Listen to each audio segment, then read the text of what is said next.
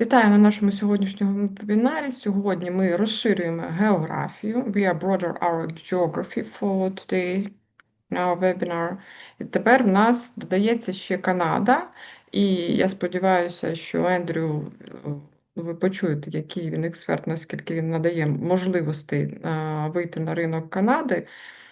І він готовий співпрацювати з нашою спільнотою надалі. І сьогодні ми, звичайно, розкриємо вам вже новий ринок, але, можливо, хтось з вас знає, можливо, ні. На початку я завжди коротенько розповідаю про нашу спільноту. І спільнота наша заснована у 22-му році у відповідь на початок вторгнення. На цей момент ми з моїм партнером були у Об'єднаних Арабських Еміратах і почали проводити події для бізнесу, які релокувалися у Об'єднані Арабські Емірати. З того часу у нас вже 3 офіси: це Дубай, Кіпр і Лондон. І ми допомагаємо бізнесам в цих країнах розвивати, починати бізнес. Рекомендуємо перевірених експертів, проводимо заходи. В Лондоні ми проводимо в London Chamber, в Дубаї ми проводили в тому числі в DMCC. Проводимо вебінари. На нашому YouTube-каналі є більше десятка корисних вебінарів про те, як виходити на різні ринки. І цей вебінар також буде розміщений на нашому YouTube-каналі. У нас велика достатньо база українських експортерів, і я, як один з експертів Експортної академії України, експерт експортних програм «Надія Бізнес», постійно надаю інформацію, розповідаю про доступ, який ми надаємо, допомагаємо тут же на місцях в країнах експорту, в цікавих країнах експорту. І допомагаємо проводити дійсно корисний, якісний партнер-метчинг. Це про наші події. В Лондоні ми проводимо їх на базі London Chamber of Commerce and Industry. Зараз у нас нова локація, не так далеко від цієї. Це RWK Goodman, юридична компанія, яка зараз на дуже високому рівні допомагає нам проводити експертні події. Ось одна з останніх подій, буквально декілька днів тому, у нас були представники бізнес-спільноти Великої Британії і представники Асоціації України онлайн доєднувались. І наступну таку живу подію ми зможемо робити з трансляцією онлайн, і я обов'язково буду вас запрошувати. У нас будуть, як завжди, цікаві, корисні для бізнесу і експорту теми. Ми пишаємося тим, що завжди запрошуємо перевірених експертів, які допомагають виходити на нові ринки, допомагають і діляться своїм досвідом. І саме в цьому сформована довіра до нашої спільноти і до наших подій. Адже висока експертність і те, що ми завжди намагаємося запрошувати місцевих експертів з того ринку, на який ви плануєте вихід, це і є одна з особливостей. Нашими партнерами є в Україні експортне ком'юніті і Organic Стандарт. Взагалі ми ставимо окремий акцент на просуванні органічних товарів, адже вважаємо, що чим більш товар з доданою вартістю, тим більш перспективно його просувати. Разом з тим, просуваючи взагалі експорт український як такий. В Лондоні у нас такі партнери, як London Chamber of Commerce РВК Goodman і дуже гарна локація Riverside Down. Це можливість отримання англійський, CEO-level англійський. Ми також їх рекомендуємо. У Об'єднаних Арабських Еміратах наші партнери – це бізнес-консульство українське. Наразі у нас відкрита нова можливість закрити клуб експортерів, де ми зустрічаємося вже в більш вузькому колі. Кого цікавить, бо є можливість доєднатися онлайн, не лише офлайн.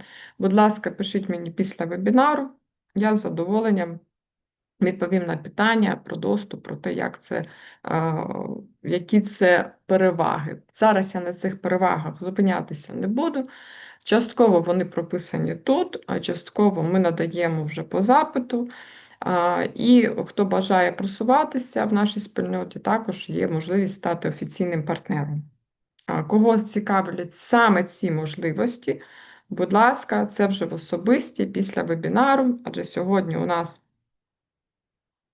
після вебінару ви можете написати або мені в особисті, або в наш телеграм-чат. Чому це важливо? Тому що ви будете проявлятися вже відразу в цільових ринках, такі, які вас цікавлять, або це буде Велика Британія, або це буде Дубай, або Кіпр. Тому пишіть мені по цим контактам будь-яким, або це може бути WhatsApp, Telegram, і ось просто можна відсканувати, потрапити в особисті до мене в Telegram. Тобто, кого цікавить саме ці можливості, то, будь ласка, запрошую вас. Наразі я зупиняю демонстрацію екрану і запрошую Ендрю, і ми переходимо на англійську мову. So, Andrew, I've just presented Ukrainian Business Way, and I said to our guests that we are starting to communicate in English. You can share your screen, and just one question to start with. I hope you will introduce yourself. Because I've heard that you really do it better than I would remember all your opportunities you can share with our guests. And please tell why now Canada is really the time to go to Canada for Ukrainian companies. Share this, please. Okay, I will indeed. So, hello everybody. Thank you very much for the opportunity today to meet you all and to discuss this topic. I am just going to open up a presentation and a map, effectively a business map that I'm going to share with you all today on why and how you can build and explore success in Canada. So if you just give me 1 second here, I'll just open this up.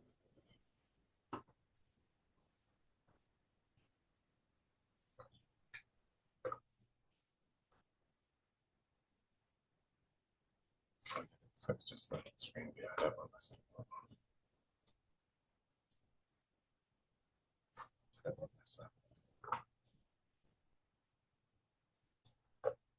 I don't want this on. Let me just get presentation view there. Oh. Okay. Okay. Well, thank you everyone for joining today. It's been a very recent friendship stroke alliance that we've built with Violetta and the team at Ukrainian Business Way. I was just out in the UK last week to take part in an event, and we've both been discussing and looking forward to exploring the concept of helping and demystifying the route to get exports from the Ukraine into Canada and to paint that picture. So I'll give you first, I'm going to just give you a quick little bio about who I am and who CDS is that plays a pivotal part in this process.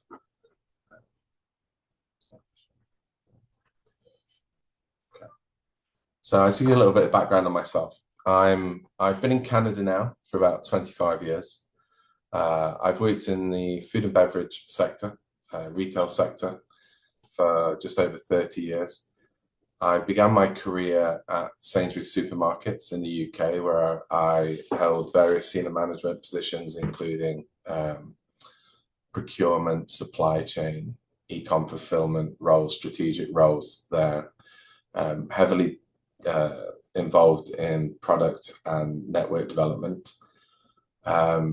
Moved to Canada, and when I moved to Canada, I took a somewhat interesting route and decided that all of the techniques that retailers have used to manipulate and play the games with suppliers, I would now go and empower producers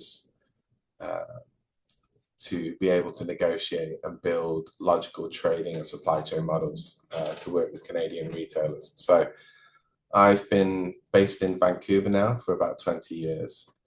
And I own my own consulting company called Bond Consulting Services, but I'm also a strategic advisor to a very large privately owned and operated logistics company and supply chain company in Canada called CDS Group. I'll just give you a little bit of an outline. So the CDS Group is, as I said before, was founded by this chap here, Ken Hanna. He owns this company outright. It's quite rare in the supply chain world for it to be a privately owned and operated entity. We've become one of the largest supply chain companies in Canada, and we provide services predominantly to food and beverage manufacturers. Also a lot of non-food items. We do a lot of building materials and a lot of technology, clothing, etc. But we have warehouses in every single city in Canada. We provide a full range of supply chain services from customs and regulatory compliance, freight, packing, repacking, design. So what we've done is we've built a one-stop shop so that we can offer all of the elements of the supply chain to any international and domestic companies looking to come into Canada. Andrew, may I just interrupt you for a moment? Somehow slides don't switch. Maybe you can try to press F5 or just button down button. Okay, sorry, what are we? We are still on the first slide. Oh, I'm okay. sorry, yeah. Apologies. Yeah, it's okay. Let's try this way, this way. Just put your, perfect. That will Is that be perfect. okay? Yes, All yes. right. Now it's okay. And I will just translate a little bit to Ukrainian the presentation. Ендрю представився як спеціаліст, який співпрацює в Канаді з компанією CDS Group. Вони мають склади і логістичні можливості в усій Канаді. Тобто Канада досить велика країна і майже в кожному місті є, і співпрацюють з більшістю торговельних мереж. При цьому вони допомагають як із просуванням в мережі по дистриб'юторів, так і з адаптацією пакування, адже Ендрю представляє саме консалтингову компанію, яка допомагає зробити повну адаптацію, підготовку до виходу на ринок Канади. При цьому співпрацює з компанією CDS Group, яка саме займається дистрибуцією і логістикою. Yes, Andrew, I've just translated a little bit, and now we have just perfect screen with the slides, and you can continue. Thank you. Wonderful. Okay. Sorry for that slight technical glitch. Okay, so glad that you understand who we are and what we are very loosely. You're going to learn a lot more about us. I just wanted to give a very brief overview as to why we're here today and why we are going to be educating you on this path that we're very experienced in this particular route.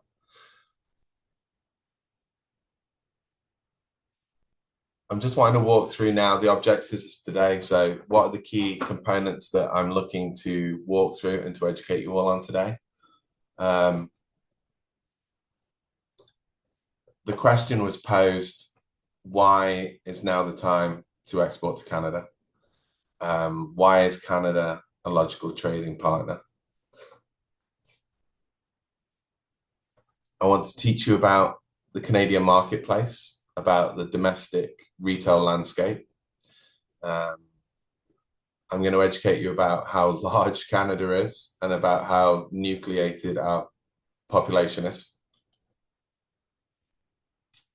I'm going to talk about Canadian consumer habits. I want to preach to you and teach you about how we can even up the playing field and why you'll be surprised at how level that playing field is. Going to walk through the different routes, different methods to get your products into a sales outlet, the different ways of distributing your products and the different ways of selling your products through. Going to talk about why you would pick the different routes and looked at open up the discussion about how to build an optimal model for that. I'm going to talk a bit about the regulatory compliance component, which is one of the components that often loses or scares off a lot of companies when looking at export opportunities. It's a really key component that, you know, that we feel that we can add a lot of value to Ukrainian exporters. We're going to discuss briefly about what makes a product ideal for export and why, using the different routes. With Canada being such a large place, also to get a view on what does the national supply chain model look like? What is the best way to actually go and set that up? And then we're going to kind of finish and round it all up and explain and discuss why you as exporters can benefit and why we've come together today to work with Ukrainian Business Way to build a program utilizing our network and our understanding of the market so that you can take advantage and move quickly and take advantage of that market entry point. And then we'll discuss what the next steps will be after the webinar today. Okay. Okay, well, why? Why now? I'm going to try and walk through this fairly rapidly because I think there's going to be a lot of questions at the end of this webinar. I hope there is anyway, because if not, then I haven't done my job properly. So as you hopefully are all aware, 2016 Canada signed off on a free trade agreement with the Ukraine. These things all have an expiry date, but in 2023, we started to look at the next iteration, the next version of, and that was signed off last year, late last year. So as of 2024 running through, I think, mid to the end of 2026, we have a current live free trade agreement in place with the Ukraine. Now, what does that do? Very simply, it eliminates most of the tariffs, most of the duties on food and beverage and a lot of other items coming in to Canada from the Ukraine. There are some conditions around that. There are some exceptions. We have only a couple of categories of product in Canada through what they call a supply management program, which is essentially poultry-based and a little bit of dairy-based activity, where the Canadian government's put restrictions on. But other than that, the vast majority of the major resources and the major food ranges and beverage ranges and other non-food items that the Ukraine produces are duty and tax-free. Okay.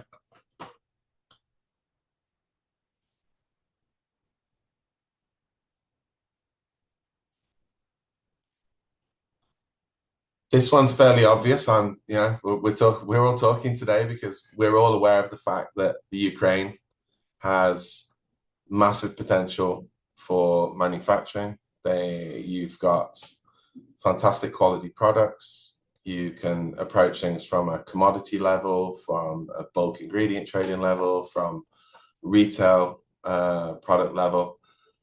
And you as a nation have a huge need for establishing new international markets.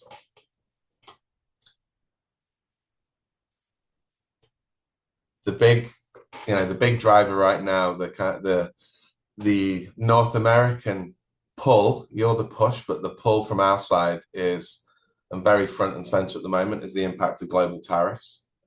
Our friend Donald Trump launched an attack on pretty much the globe with manipulating global tariffs to try and balance what he deemed as trade.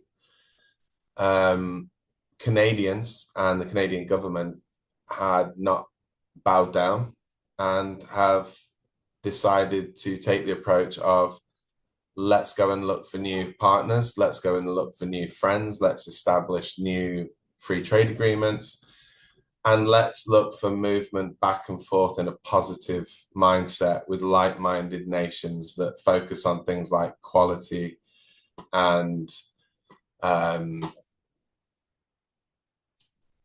you know, the soft items, making sure that things are ethical, making sure that the environment is managed properly, making sure that there's structured investment relationships back and forth. So it's a big driver. With Mark Carney coming in now, which is a Brit, I'm very someone of UK origin, very familiar with.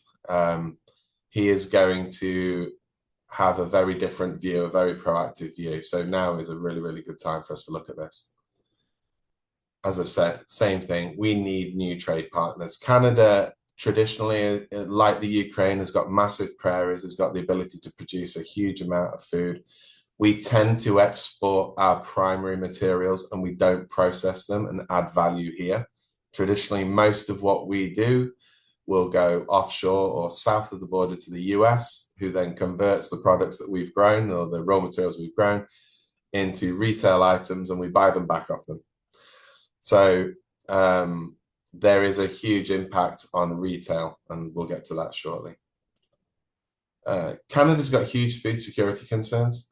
We're a huge place, and again, if we're the raw material producer, but we're not actually the final product producer, our investment strategies and our manufacturing markets cannot keep up and cannot grow fast enough to cover any eventualities related to food security, be it environmental, be it war, be it economic. You know, I know that we're currently based, we're in British Columbia, an interesting place. It's got a huge Ukrainian population. I think it's close to 300,000 Ukrainians now in British Columbia. But we did a study last year and it showed that we only had 5 days of food security, which is quite bizarre. We've had environmental issues where railway bridges and roads have washed out, and we had immense problems. So this whole element of food security and aligning ourselves with trading partners that can protect us from food security concerns is front and center at the moment. And there's a lot of government groups out there researching and looking at that. The other one that's quite interesting is off the back of the impact of global tariffs. It's not just consumers, it's actually the retailers. Retailers were spun around. All of a sudden, their shelves were empty. A lot of the brands, the big US brands that they expected to come in, weren't there anymore. As I've said, the Canadian manufacturing sector is not able to produce retail items as quickly as we would want. And so what that's meant is the consumer has very quickly pivoted, changed their purchasing habits, and it meant that retailers and buyers have had to look elsewhere. So instead of there being a north-south trade, and we are the biggest trade, you know, despite what Donald Trump says, we are the US's largest trade partner by a long way. All of a sudden, the retailers started looking east and west. Now that means Europe and that means Asia. So a lot of the retailers are reviewing their categories, where they source products from. And so right now we have a window of opportunity where retailers and buyers and category managers are looking at changing and modifying what they do for the long term. Okay. It's also a really good time, because of those conditions, a really good time to launch new brands and to build brand loyalty. And that's a short window of opportunity. Ironically, Canada being nestled up against the US, and with, I think, about 95% of our population living within like 50 kilometers of the US border, using Canada as a springboard and a pathway into the US is very logical. And with the impact of global tariffs, we have seen a humongous amount of global manufacturers doing exactly that. They are holding their North American inventory just north of the border, and then as and when, because we've got very low duties and taxes on most of our food and ingredients, using Canada as a holding location. So again, another really good reason of coming into Canada. Andrew, may I just have some translation on this part, on this slide. Я хочу перекласти основні думки. Я сподіваюся, що більшість з вас зрозуміла, але також для запису, хто, можливо, буде переглядати з запису. Тут підсумовано на цьому і попередньому слайді, підсумовано, чому саме зараз і чому саме Канада. Я сподіваюся, що ви зрозуміли, що з Україною Канади є підписані угоди про зону вільної торгівлі, free trade, а при тому, що саме зараз, в зв'язку з тарифною війною, яка почала Америка, Канада як країна, яка не виробляє так багато продуктів вже кінцевих для ретейлерів, а є, як схоже на Україну, в більшій частині постачальник сировинних, сільськогосподарських і інших продуктових категорій, саме як сировини для переробки вже в Америці.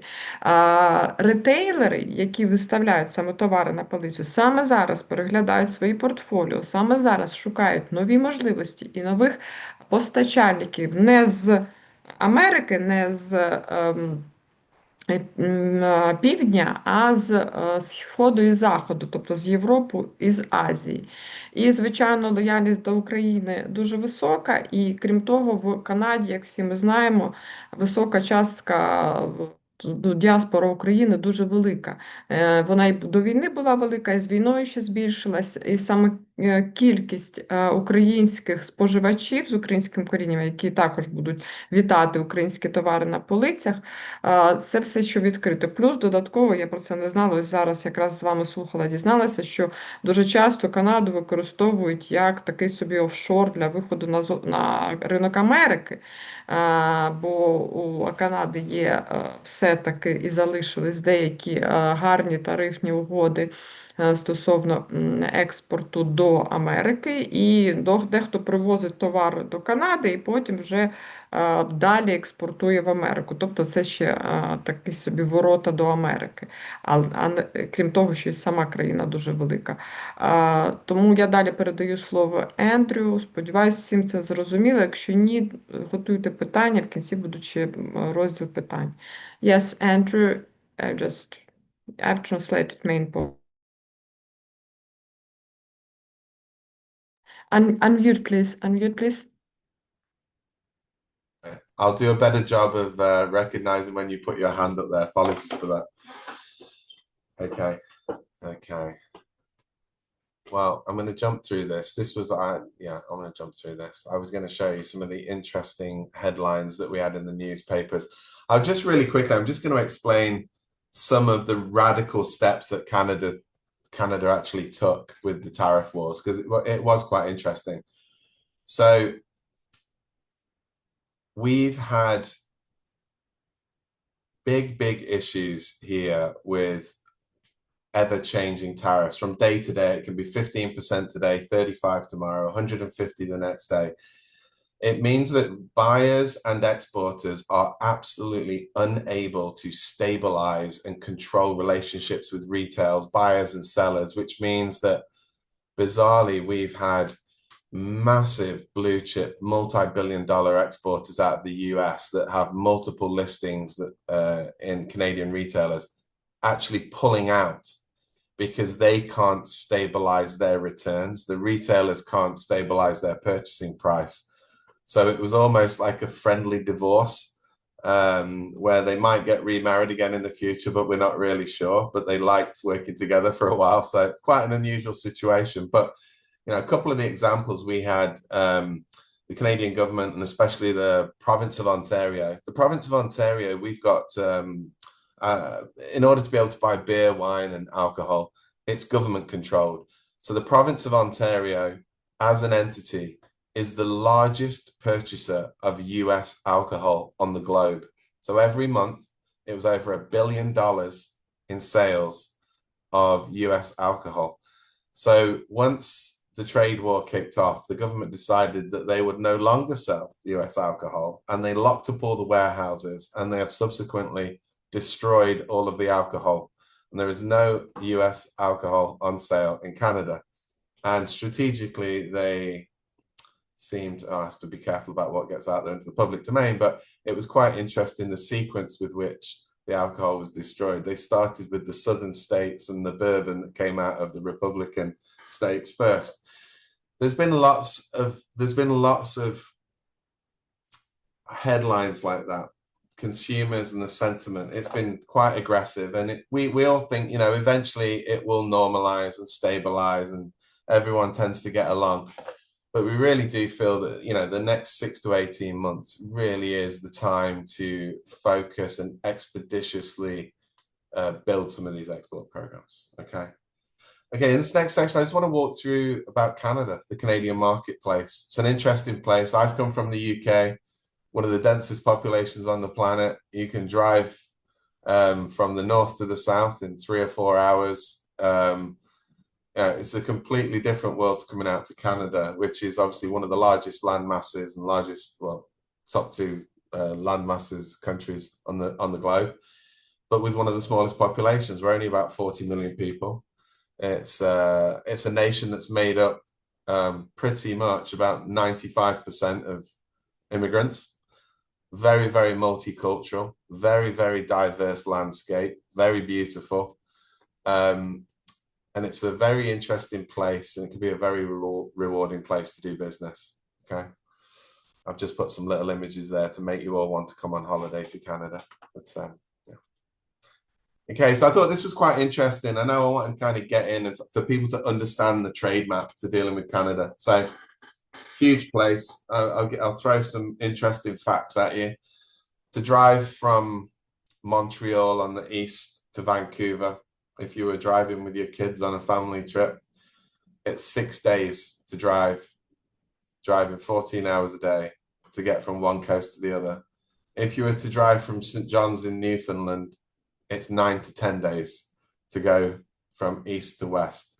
So this is a really, really big place. This first image I'm showing you at the moment is quite important for you guys.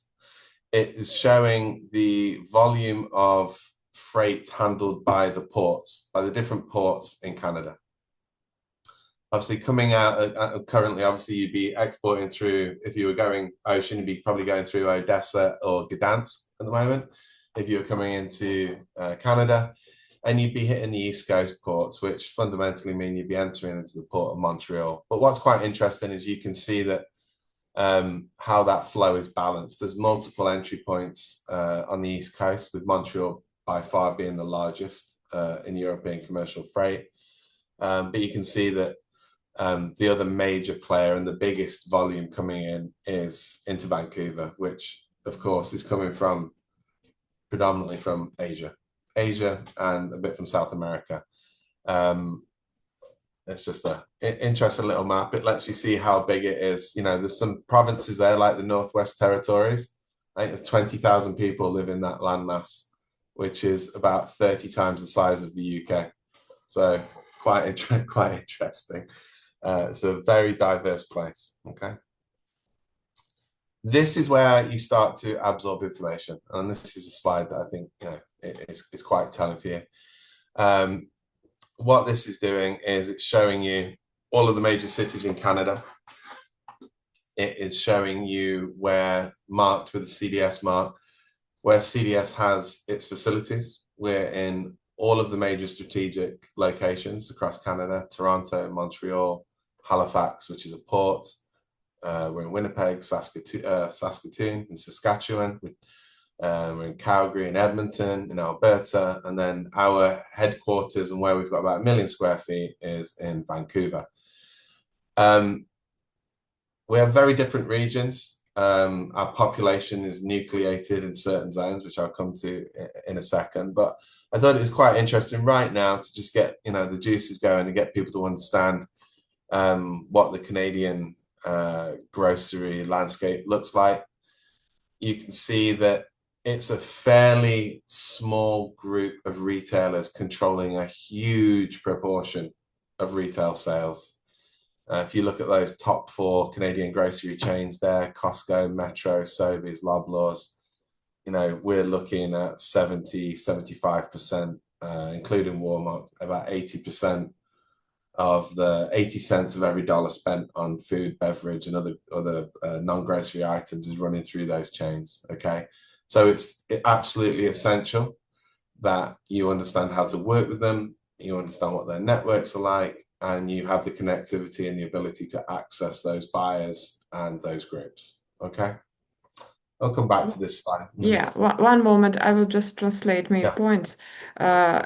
Ендрю зараз показав вам дуже важливу інформацію стосовно того, як розташовані споживачі на мапі Канади, бо Канада друга по розмірам країна в світі, по географії, а за населенням це близько 40 мільйонів. І майже всі вони сконцентровані ближче до Америки.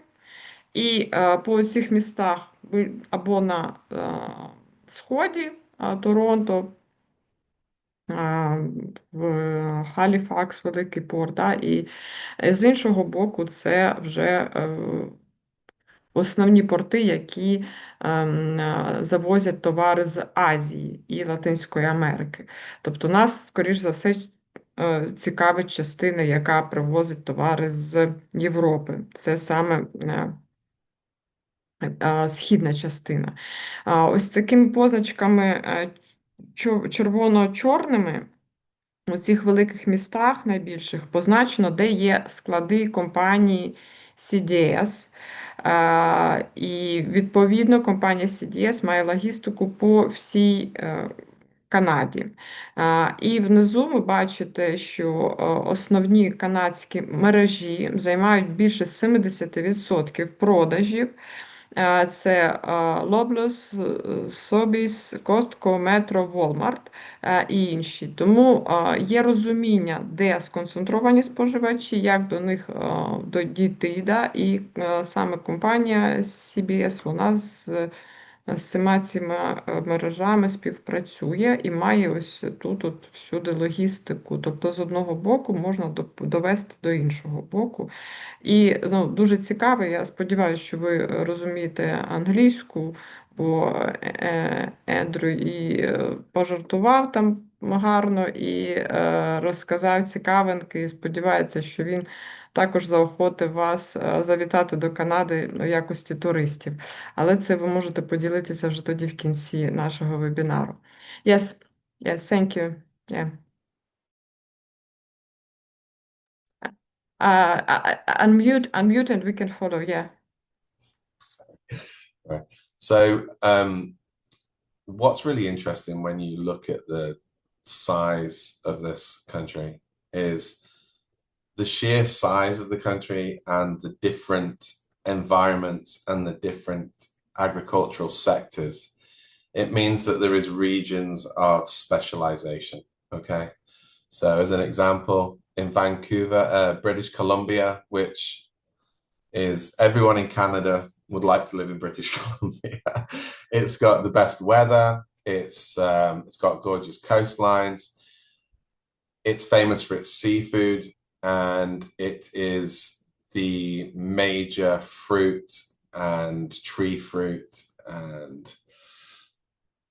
yeah, so it's a got very big output of what we would, I suppose, define as healthy items: seafood, fruit, superfoods, root vegetables. It's a big hub for health food manufacturers because of that, and also because of its location. A lot of what I would call advanced manufacturers doing complex items and big health food manufacturers are in Vancouver because they source a lot of their items from Asia. Now, the reason I'm telling you all this right now is that if you are in British Columbia and you want to distribute your products across Canada, I've already told you it's a 5, 6, 7-day drive from Vancouver to Montreal. The costs associated with that are huge. So there's a huge supply chain cost. The costs associated with that shipment are not dissimilar to the costs of ocean freight from Gdansk into Montreal. And this is where, you know, it's kind of the concept. It's something that I would use when I go and sit down with Coca-Cola, or when I built this national supply chain for Red Bull when they moved into Canada. It's about balancing the playing field and not assuming the worst. Canada in of itself is a very big place, and it does even things out. That is why we are heavily dependent on imports. I think that's part of the reason that we have issues around food security, because the food is effectively isolated by categories in different zones. So it's a concept that I want people to understand, and why I think that Canada should be a massive market for Ukrainian producers, because of the playing field being leveled. Okay. I'll move on. Okay, this is not the most, not the easiest to see, especially not with my eyesight, but I wanted to try and convey how business and retailers divide up Canada. I would say 90% of all of the supply chain programs that we build, and we've got about 450 blue chip food manufacturers in here, and I'll tell you more about those later. But you can see from the split of the population, Canada's population is around about, it's about 40 million, and some of this data is dated, but it shows that around between Quebec and Ontario, which are neighboring provinces, you've got about, at the moment, it's about 62%, 63% of the population are clustered between those two provinces. You've then got about, and it's closer to 30%, you've now got about 30% of the population are clustered between British Columbia and Alberta, predominantly Calgary and Alberta, which has, I believe it's got the largest Ukrainian population of any city in Canada. So you've got these two nucleated zones of population. The bit in the middle, the reason not many people live there is it's really cold. So in the winter, it's minus 40 degrees, not similar to in the Ukraine. Right? So, but it means that the population tends to be nucleated in those areas. You know, Toronto is the 4th largest city in North America.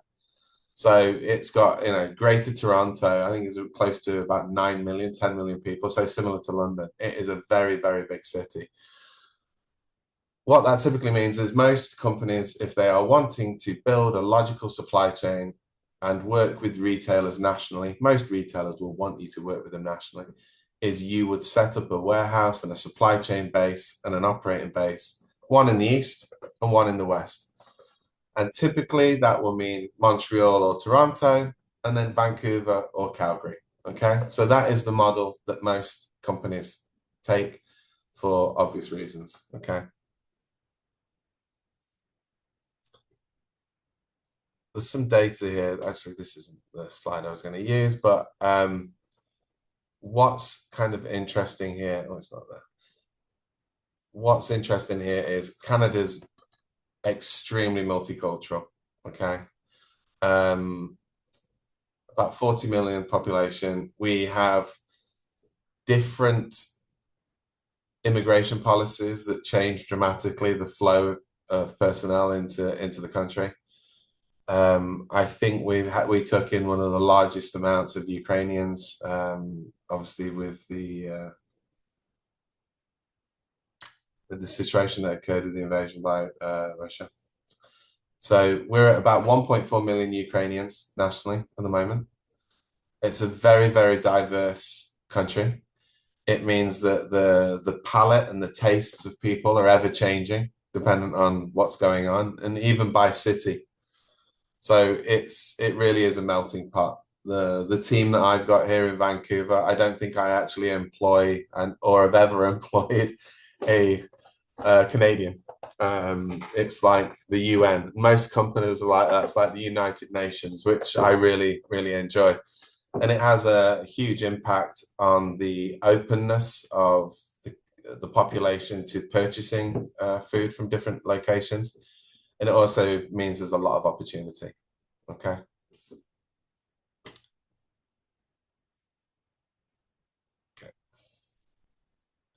Yeah, I'm gonna zip through this. I really don't like really wordy slides and images, but I did think it was quite telling. Canadians spend, this is a bit dated, but Canadians spend about 17% of their disposable income on food and beverage per year, which means, you know, the typical house that's like I think it's 2.3 people per house at the moment, on average are spending somewhere in the region of, well, I don't know why this is in US funds, we're talking Canadian, but we're talking about $16,000 to $20,000 per household a year on food and beverage consumption. It's funny, when times get testy, it tends to be the one thing that people don't cut back is food and beverage purchasing. It's a very resilient sector. Okay.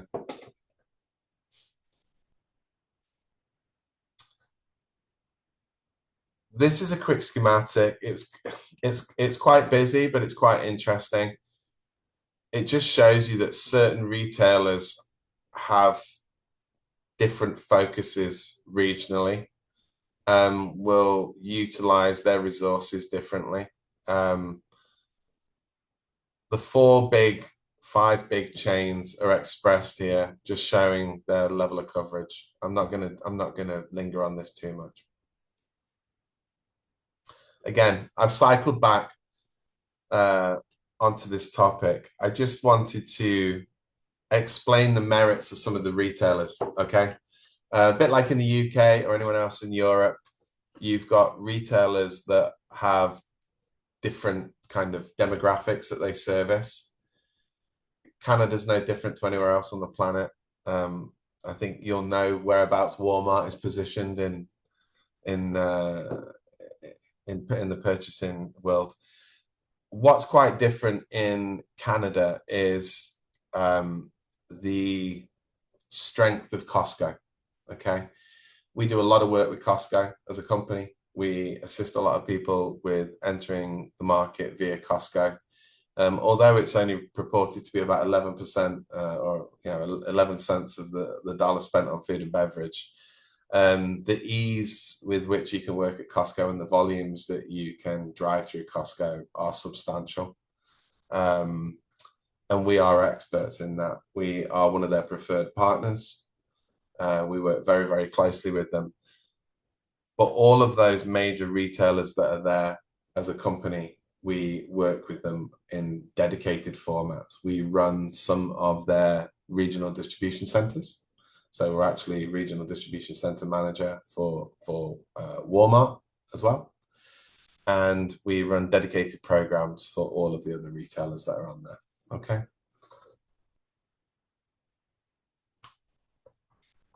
Just one interruption here.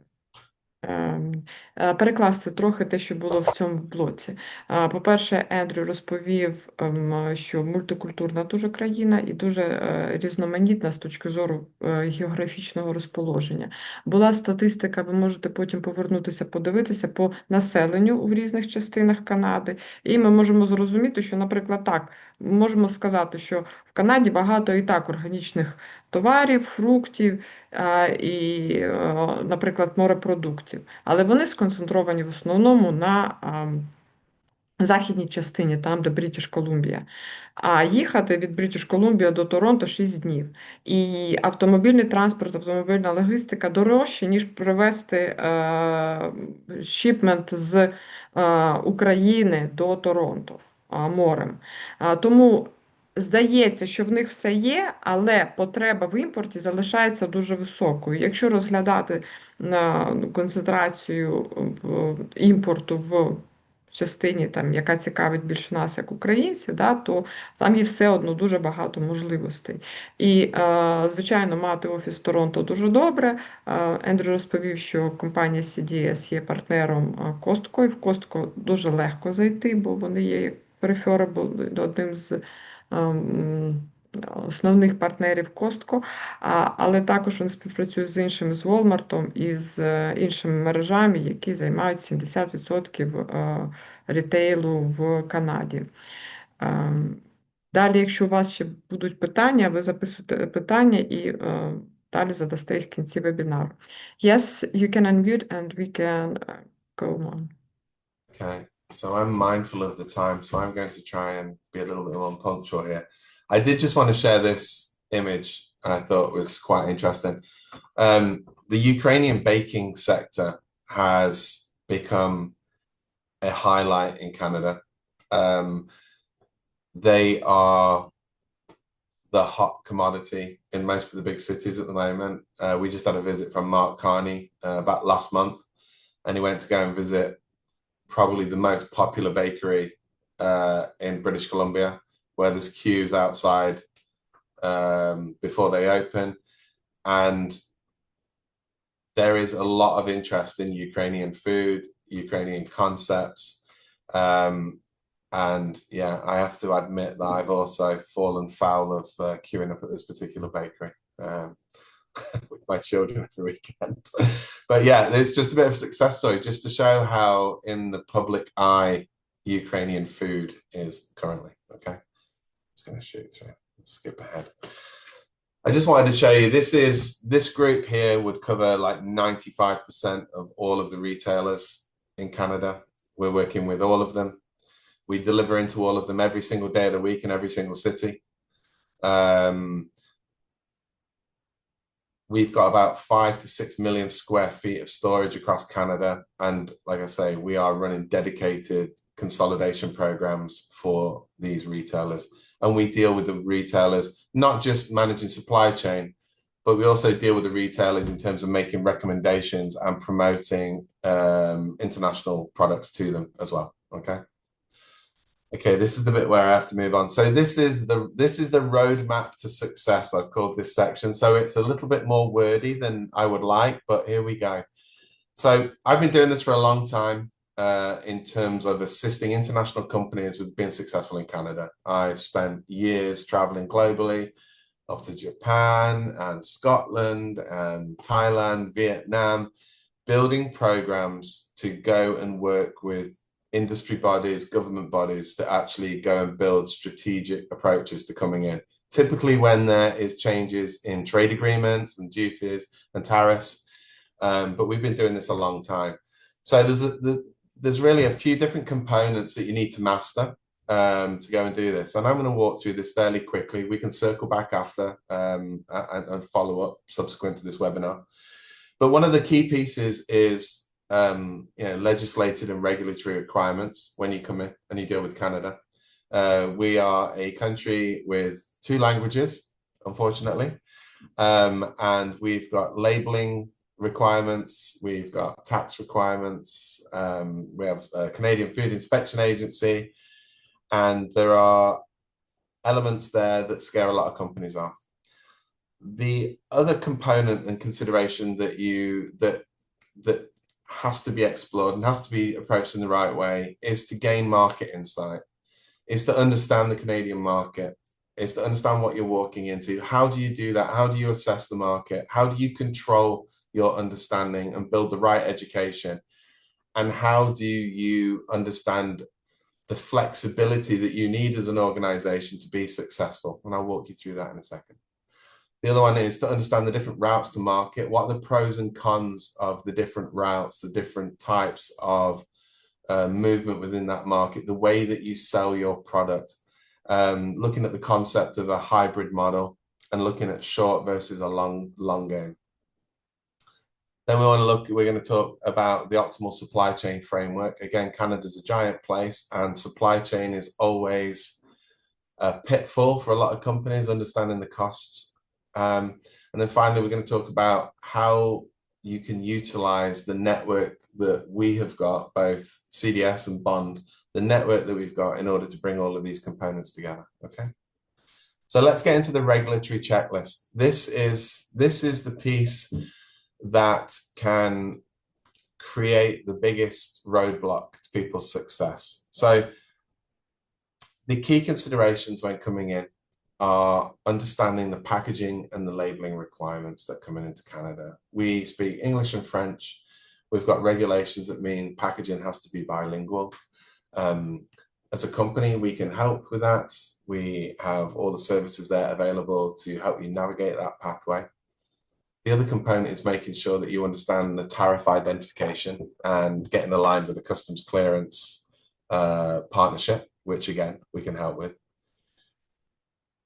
There is something in Canada called the Safe Food for Canadian Act, which essentially and I'll go into this further at a later date, but it's effectively a program whereby Canada has created some controls to make sure that once product is in Canada, that there is recourse and there is the ability to control and monitor and track product and that having that associated with an individual in Canada. And there is the certificate of origin. So that's understanding that to take full advantage of the free trade agreements, that there is a certificate of origin that has to accompany the products coming from the Ukraine to show that those products emanated and were produced in the Ukraine. And I've put down here the concept of this program, which sits out there, and I'm amazed at how many government bodies and entities don't understand this. But Canada has something called the non-resident importer program, which I'm going to jump into next, which is an absolute game changer for companies looking to export into Canada. Now, all of these components, just so you're aware, we can help with, and we have helped with. Companies like Red Bull, when they moved into Canada, used us on all of these fronts for building their entry into Canada and navigating the Canadian landscape. Okay, so I'm going to walk through NRI fairly quickly, but effectively what the NRI is, it is a program that the Canadian government's put in place that allows companies to set up a business entity.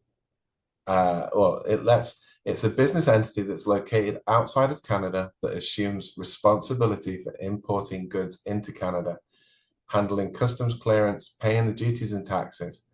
Now, what this does effectively is allows foreign suppliers to sell directly to Canadian customers without needing a physical presence in Canada. Now, in short, what that means is if companies will invest the time to go and set this up, which means setting up a Canadian business number and a GST number, it allows you to control your own destiny in Canada and retain control of your brand and other components. This is kind of the operating model, the steps that you need to go through. And obviously this is going to be available to you, and I can walk you through this after. Setting up, my advice to any company looking to come into Canada is thoroughly explore setting up an NRI framework, because it gives you the control back. Okay. May I just have this one moment to light up this idea. Тут Ендрю розповідає дуже важливу ідею, яка стосується виходу на канадський ринок, і особливо для українських компаній, яка дійсно є можливістю відкрити на компанію, не знаходячись фізично в Канаді, для імпорту свого ж бренду. Це допомагає вам відслідковувати повністю рух вашого товару і керувати брендом, мати доступ до всієї інформації, самостійно регулювати продажі, навіть з допомогою дистриб'ютора, потім вже передаючи товар дистриб'ютору. Це нова програма, вона дуже цікава, не всі до кінця з нею розбираються, на жаль, як каже Ендрю, але в ній дуже багато можливостей. І саме цю програму він буде рекомендувати більшості з вас для того, щоб заходити на канадський ринок, і він зараз розповість детальніше, і потім, до речі, ви зможете до нього звернутися, він може показати вам, як, наприклад, компанії Red Bull він попрацьовував таку ж модель входу на канадський ринок з використанням саме цієї операційної моделі. Yes, you can unmute and we can go on. Yeah. Okay, wonderful. Okay, so I'm going to drill a little bit into market insight, and this is just to give me a flow. I just want people to understand how we do this. We've done this for years. We don't like wasting our time, and I think, Violetta can attest to this. When I go away internationally and attend a trade show, because of my background as a buyer and a category manager and a director of procurement, there's a process that you need to do to evaluate whether or not you are right for a market, and it's market insight. So we've got a tried and tested program that we use, that we offer as part of our service, whereby once we identify ranges and companies that are interested in coming to Canada, we go out and we do gap analysis and retail analysis. We go out into the stores, we review the categories, we review pricing, packaging, we look at SKU counts per category. We're accruing and gaining all that data that you need to understand the Canadian marketplace. We process that data, we work back from that, understanding the margins that retailers require, and we start chipping back and working back through the margin chain to build a viability, a financial viability outlook for anyone that's looking to come in, so that we're very pragmatic and honest with everyone in terms of whether or not the profit chain is large enough for it to sustain sales in the Canadian marketplace. We do not want to waste people's time. It happens too much in business, especially when you're in a distribution contract. And so that's one of the things that we do. One of the components that we stress is, to be successful, you have to have a flexible outlook. We've done this a lot in the past. Different regions have different branding designs, have different packaging designs. So we always advocate and we always recommend that any company that wants to be successful must be flexible. They must be open to changing. Even if they've got a tried and tested brand that works in Eastern Europe, it might need a different look in North America. So we give feedback, we supply feedback, we talk to buyers, we talk to sales brokers to understand what's required, and we work with you to develop that. Our goal is to identify and help you identify what are the best channels for you to go into to get your products launched on whatever scale, be it e-com, be it on a regional retailer program, or be in a huge volume with a company like Costco, and then to build and blow up your brand in Canada, okay? And that's all data insights. That's something that myself and my team here in Vancouver that we do for a large amount of clients. And you'll see a list of those clients later on. Okay, so this is the various routes to market. Most of you will be familiar with all of these. You know, they all have their own merits, but in reality, for you to be successful, you need to build a hybrid model. What we always advocate is anyone that's looking to come into a new market, especially in Canada, where the population is nucleated in distances far apart, but also where the remaining bits of the population are spread hundreds and thousands of miles away, you need to have a dynamic distribution model. Now, what that means is that there is merit to dealing direct with large grocery chains. There is potentially merit to working with distributors and food service distributors, e-commerce, sales brokers, and import brokers. Now, all of these have different financial profit implications. If you would like to retain control, which is what we advocate, and we always look to do with anyone coming in, then you have to look at building a hybrid model. In order for a hybrid model to work, it always works best when you look at setting up as a non-resident importer, because what that allows you to do is it allows you to bring your product into Canada, and then once it's landed in Canada, you can align yourself with all of these groups. I think for me and for the team I work with and the other commercially minded people that I work with, that whole element of control, especially when exploring an export market, I have worked with many companies, many of whom have had horror stories, where they have aligned themselves and given away their control too quickly. So for us, that whole element of control and the merits behind becoming a non-resident importer and or approaching the market in a hybridized model, it means that you're going to control the pricing. It means you're determining the long-term positioning of your product. You're controlling the relationships that you build. okay? Building a model based off using the hybridized route also means that you can remove a lot of the hands from that pot of potential profit. I'm not going to say that I prefer any of those routes over any others, but you know, distributors tend to typically be very attractive to companies exporting. But it's not the ideal way of entering a market. The ideal way of entering the market is to bring a product in and then for you to control and to work with sales brokers to explore e-com, and then for regions or for retail chains that you can't access directly through sales broker or direct sales, then that is where you hybridize the market and you fold in distributors. But what we're looking to do is maximize the profit, the route to market, and maximize that profit, and to protect and to keep the hands out of the pot. You also protect your brand. You decide where your product goes. You decide the retailers that are right for you. You ensure that your products aren't getting liquidated because someone's not promoting your products correctly.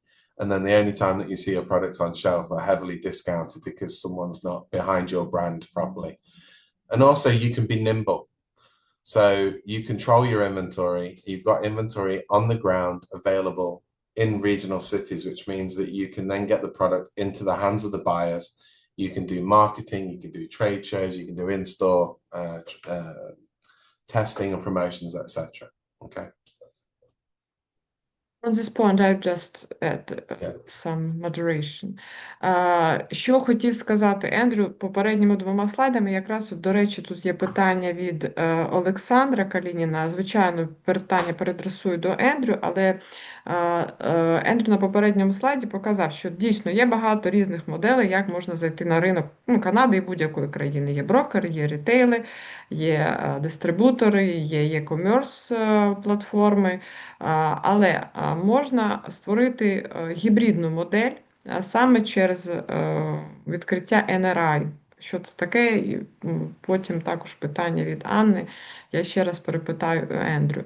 Звичайно, це рекомендація. Ви можете обрати будь-який шлях. Але чому Ендрю рекомендує саме це?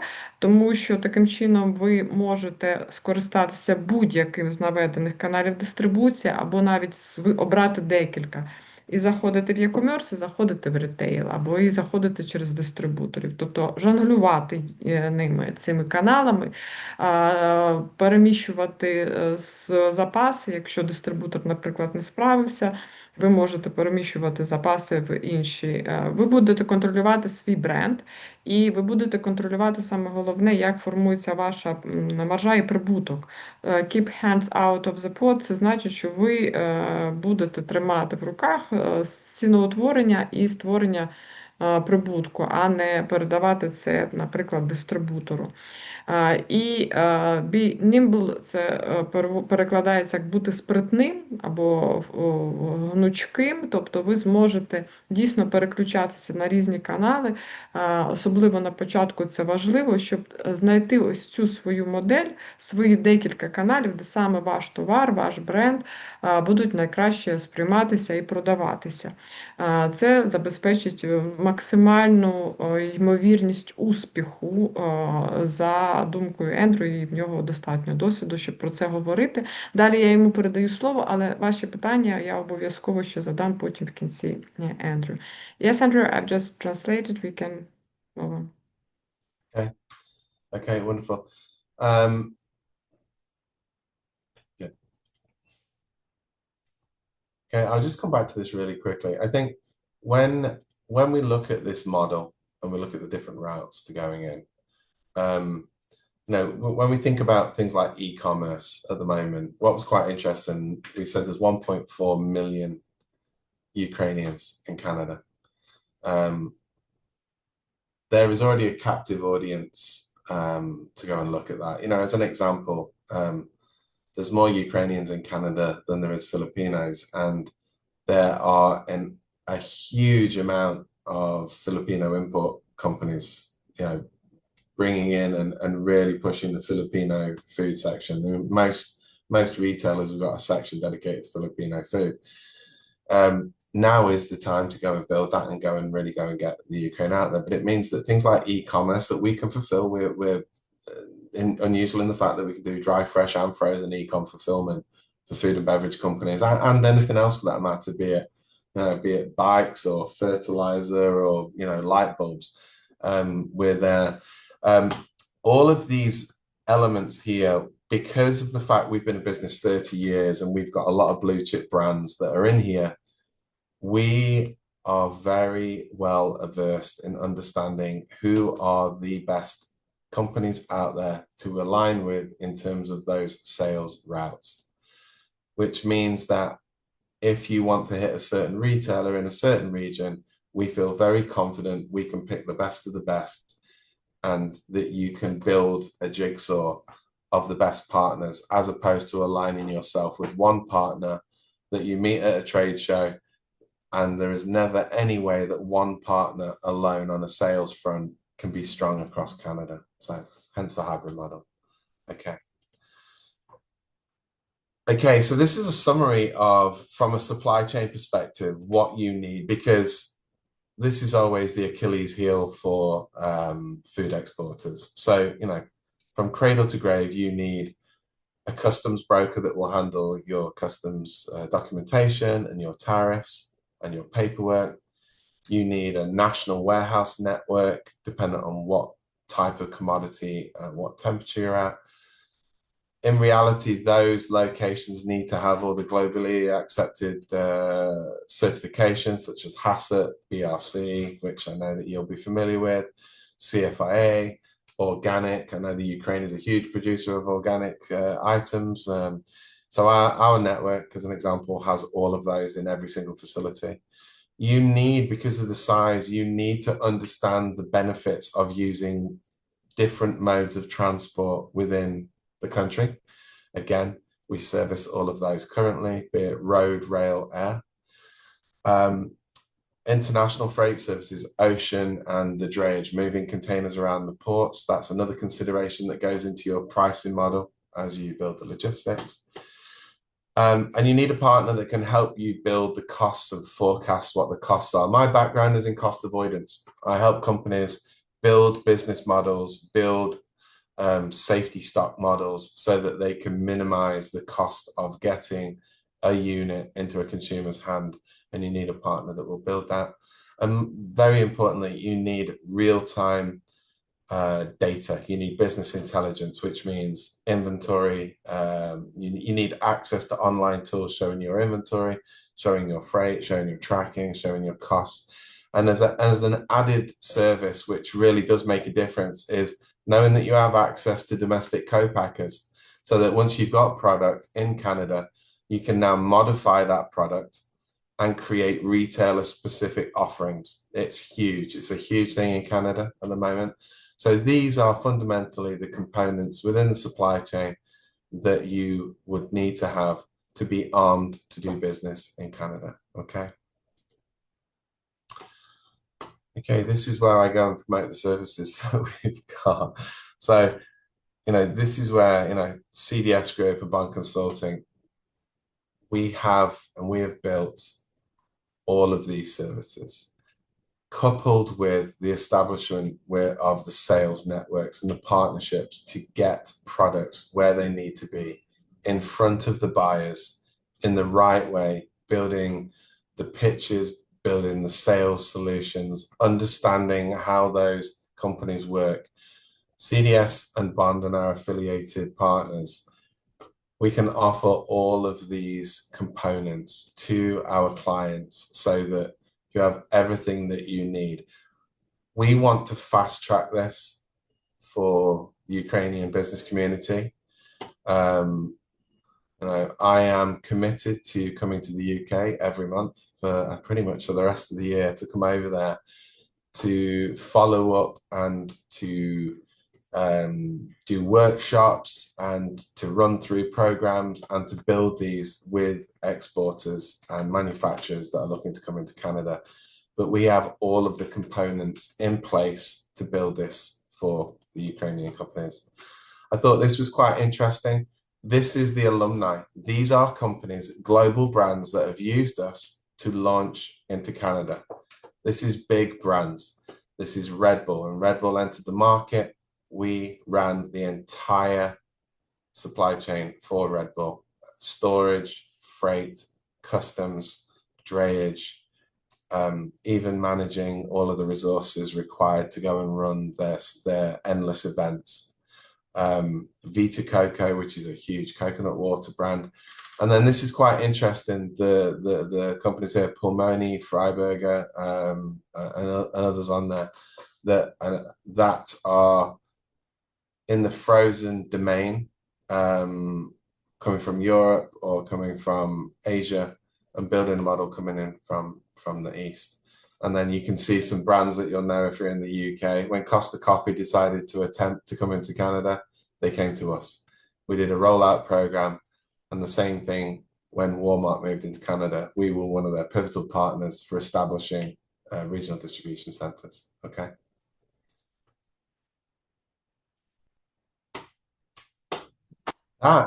One moment. Yeah, yes, it's your contact, but yeah, I will sum up the final idea in Ukrainian, and we can go on to questions. Sure.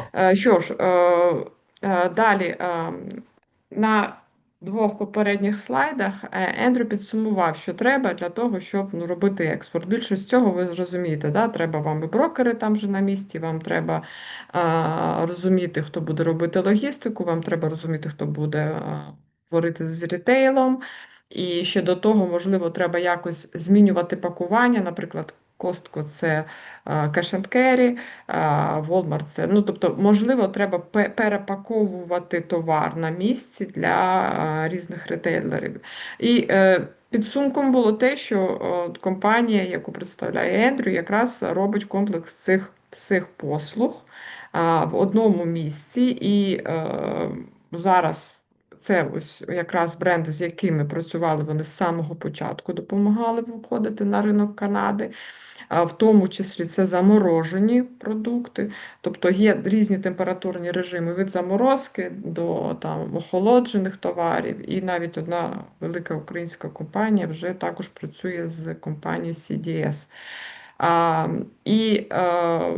Після того, як ми проговорили з Ендрю, коли ми познайомилися на виставці в Лондоні, ми домовилися, що можливо створити фаст-трек програму, відібрати 15-20 українських виробників, і разом Ukrainian Business Way і компанія CDS допоможуть їм комплексно зайти на ринок Канади, разом, гуртом, таким ось кластером, використовуючи досвід, можливості, facilities від компанії, яку представляє Ендрю, і наші вже можливості достукатися до цільової аудиторії експортерів, які зацікавлені в цьому ринку.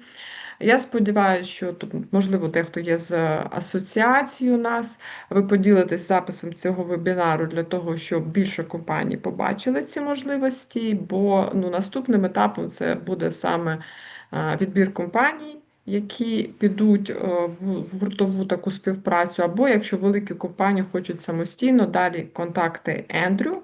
Будь ласка, ви можете до нього звернутися, він зможе зробити первинну консультацію по вашому товару, первинну аналітику, наскільки це цікаво на канадському ринку і що треба адаптувати.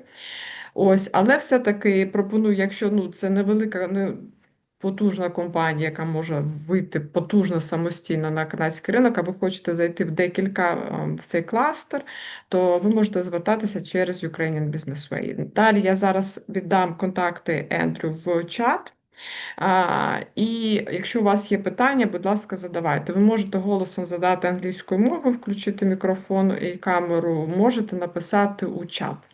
So, Andrew, now I've just promised to give to our audience your contacts. I've told that we have this plan of fast track for about 15 companies that will be like a cohort together to help them to enter Canadian market. But if the company is large enough to go by itself, so they can also to contact you directly and start this process, because I'm sure that everyone understood all the experience and all the abilities that the company has just to help really fast and really successfully to enter Canadian market. And there are a couple of questions already here in chat. I'll translate them to you from Yes, Anna. yes. Anna, one moment, from Anna Gorbenko. I will ask the question about NRI. She's asking, she needs to create a new company or just a branch, or what is it, NRI? Please unmute, please. That would be helpful. Right. Yeah. So with an NRI, I can do a separate session on NRI, but with an NRI, effectively what you are doing, you have to go and register for a business number in Canada. It's not a very complex process, but it's a government related process. So it does take a little bit of time, like all good things. So it's a longer game.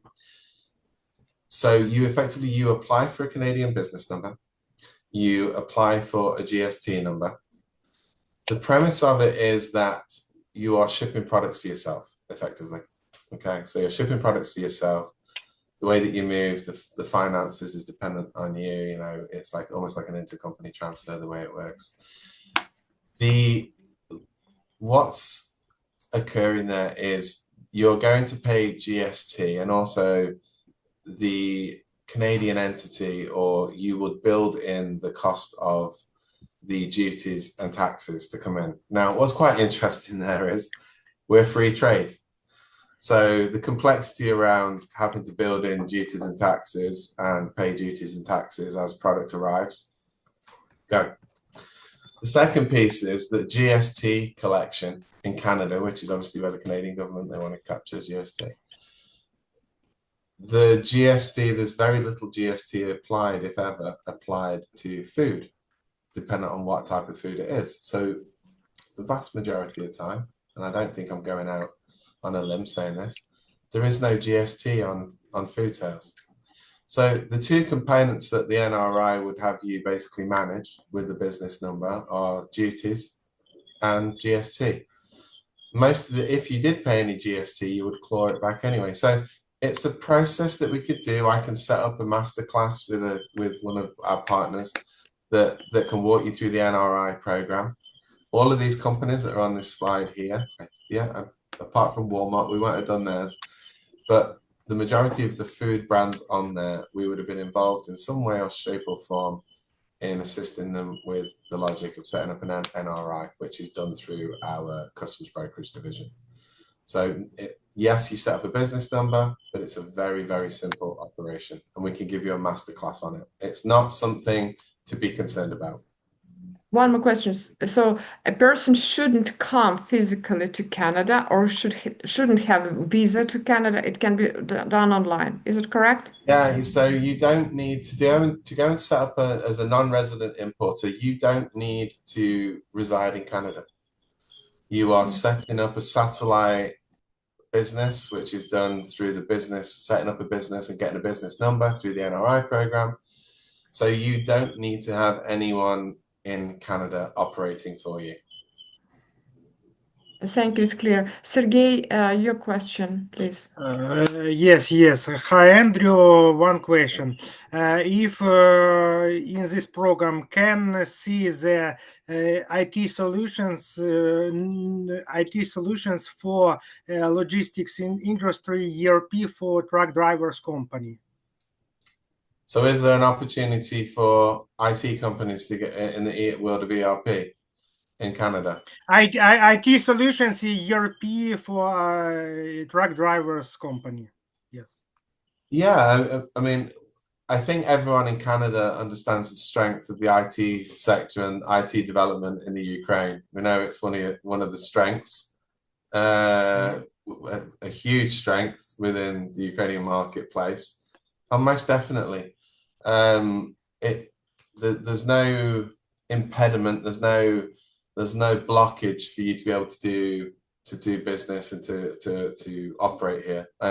one of the roles that I did when I first started here was doing ERP implementation and rollouts.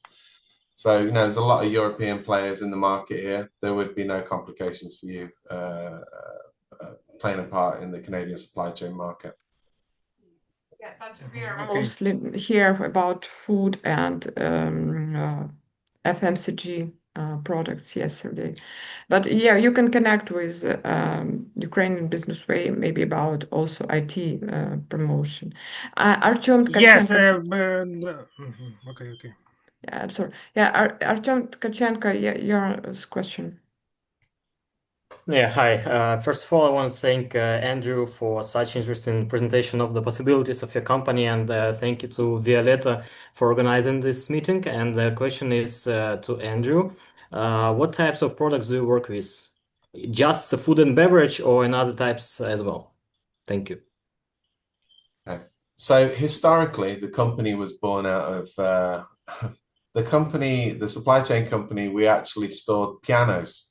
So we were a piano storage and moving company. So Yamaha and Steinway, and you know, the origins of the company were quite unique. I would say about 80% of what we do is food and beverage, but we are diversifying into electronics, into clothing, apparel, into non-food items, hardware, bikes, clothing. There's not really too much that we're not involved in now. We've got the scale. We're able to store and manage and build the logic of the supply chain program effectively for anything. It doesn't just have to be food and beverage. Okay, thank you. I'm just going to specify, I have two cases, jewelry and perfumes. Yeah. Can you help with these types of products? There is to no the Canadian market, and especially the perfumes. It's the business of my friends, and they face some problems of entering the Canadian market, these big retails, shops, stores. So if you can help them, it would be great. And my personal business is jewelry, and I'm interested also in enter the Canadian market, Toronto, Vancouver, Alberta. I lived in Canada for 2 years, and I know some specific of this great country, and I love this country and fall in love. And if you can help, it would be great. Yeah, no, there is no reason that any consumer items that we can't assist with. It's a model. When you looked at the routes to market earlier, your routes to market will be different from someone like MHP with poultry. You know, you're going to be very specialized e-com, social media marketing campaigns, making sure that you understand the routes and those arenas that you have to work in. So yeah, we're delighted to see how we can assist you. Great. Thank you very much. I hope I will receive your contacts. I already have your LinkedIn profile. Okay, fantastic. Thank you, Violetta. Thank you, Andrew. Yes, thank you, Artyom, for questions. And one more question in our chat about raw material sugar in big bags, about 50 kilograms or 25 kilograms. It was also a question about, should it be NRI, or maybe it would be enough distributors or something? Yeah, so it really depends on who your audience is going to be. So if you're doing bulk and you're doing commodity sugar, then it's an ingredient play. So going into that kind of market, again, it's about looking at the routes. Do you go in a line with an ingredient distributor? Or do you want to go and approach that market? It's very different, and I'm sure the individual that posed the question will know this. It's very, very different from doing a retail on-shelf item to doing bulk sugar. My recommendation is to go and explore the ingredient distribution channels, again, which we're very familiar with. I think we've got about 6 sugar traders in our facilities at the moment. So I would be delighted to open up some network opportunities.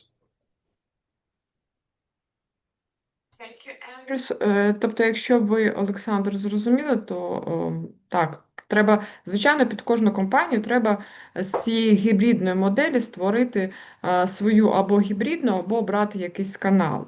Насправді, мені здається, це був неймовірно цінний вебінар. Я думаю, що ті, хто був тут також з продуктової особливо групи, ви зі мною погодитесь, тому що покрито майже все, да, від географії, загальної інформації, і відкрито можливість реальної компанії, яка може відкрити можливість зайти на ринок Канади по будь-якому каналу, який ви оберете, або гібридну створити модель саме під вас.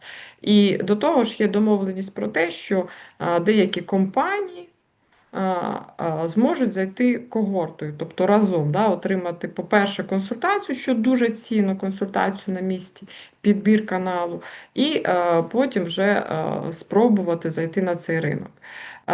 Якщо немає більше питань,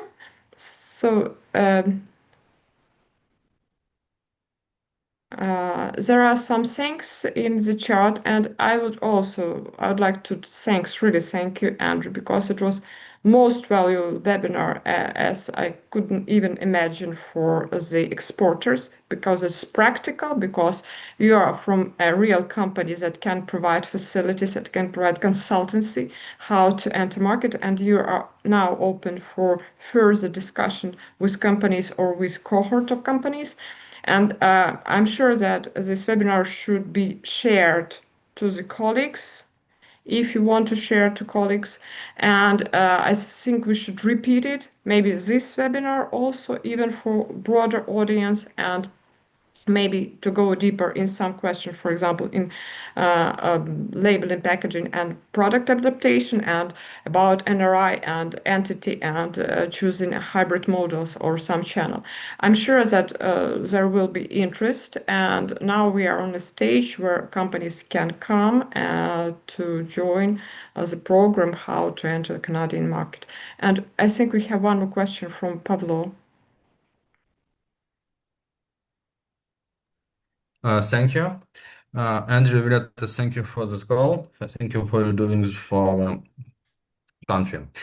First of all, my name is Paul. Yes, I am present logistic company DSV. We are the biggest logistic company in the world. Yes, and we can help you to deliver cargo from Ukraine to Canada.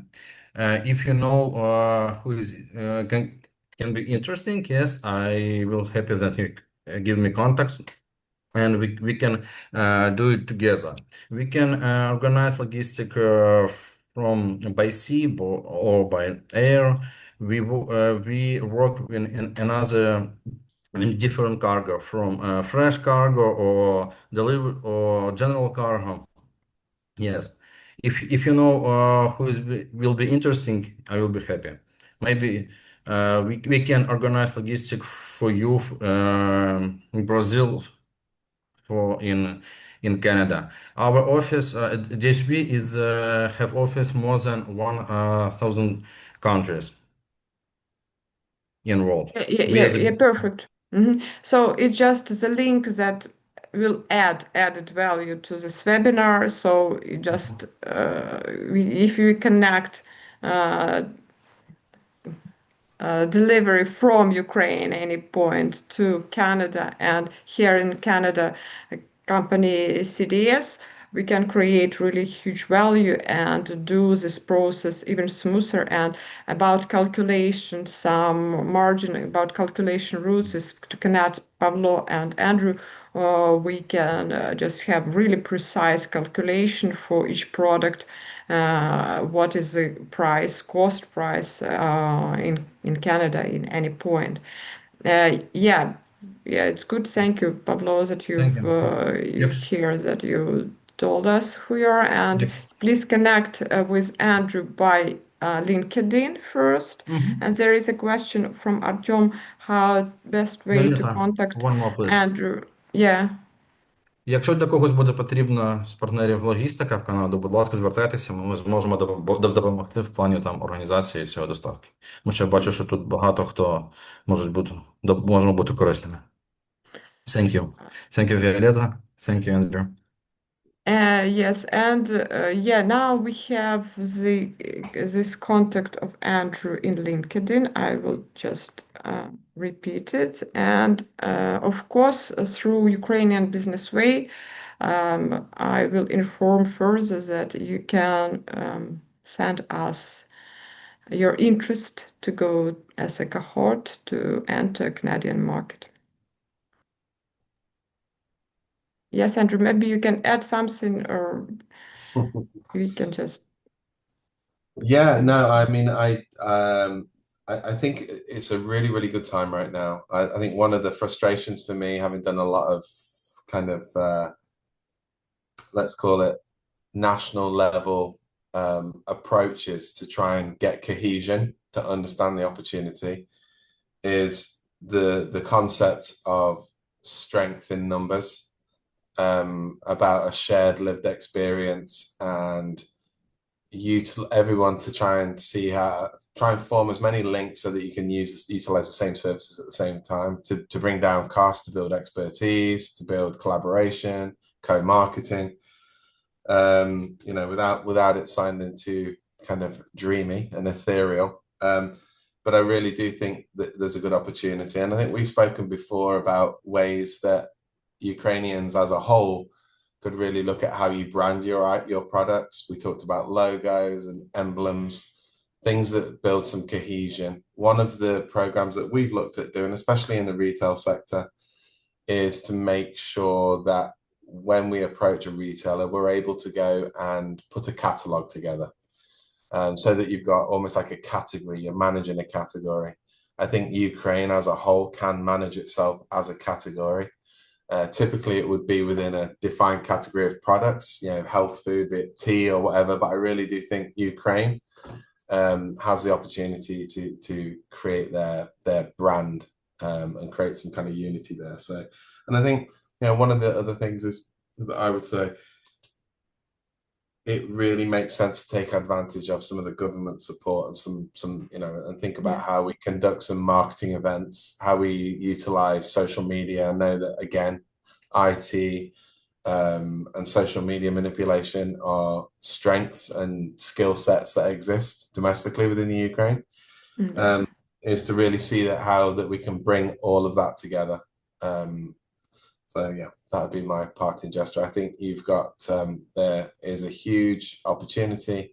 And I think once that demand starts, I think with the fame that's coming with Ukrainian products and the quality proposition that people are aware of, and the success that some companies are having that is under the radar, that, I'm involved in at the moment, I think there's a lot of opportunity to come. Yes, for sure. Artyom, you wanted to add something, please? Yeah, thank you, Tori. Just want to clarify, is there any other way how to communicate with you, Andrew? Yes, so on this presentation, Instead of LinkedIn. Yeah, I have supplied. Yeah, I saw the last picture. Right, so you can reach me through my email. I will, you've got my direct line, which I don't normally give out, but you can inundate me with, call my cell phone direct, and I've got 2 different email addresses that you can use that route these organizations. What's your favorite one? Go through Bond. Bond would probably be the best email for me to go through at the moment. Bond? Okay. Yeah, Bond. Yeah, there's too much volume going through. CDS is too successful. I get a couple thousand emails a day. So yeah, if we could do that, it'd be great. Great. Thanks so much. Thank you, Andrew. Really, it was very doable, and I hope that this video too will be watched, and every company will understand the possibility that is open for now.